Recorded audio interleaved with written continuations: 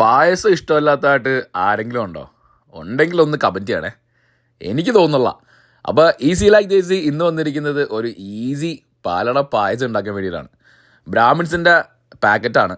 നേരെ പാല് തിളപ്പിക്കുക, അതിൻ്റെ അകത്തേക്ക് ഈ പാക്കറ്റ് പൊട്ടിച്ചിടുക, പരിപാടി കഴിഞ്ഞു. As simple as that. അപ്പോൾ നമുക്ക് പായസം നാട്ടിൽ നിന്നൊക്കെ മാറി നിന്ന് കഴിയുമ്പോൾ പായസം കഴിക്കണമെന്ന് പറഞ്ഞാൽ ഭയങ്കര കൊതിയുള്ളൊരു വിഷയം തന്നെയാണ്. നാട്ടിലൊക്കെയാണെങ്കിൽ നമുക്ക് ഈ പറഞ്ഞ പോലെ അമ്മയോട് പറഞ്ഞാൽ അമ്മേ ഒരു പായസം ഉണ്ടാക്കി തരുമോ എന്ന് പറഞ്ഞാൽ ഉണ്ടാക്കി തരും. പക്ഷേ പുറത്തേക്ക് പോയി കഴിഞ്ഞാൽ കഷ്ടപ്പാടാണ്.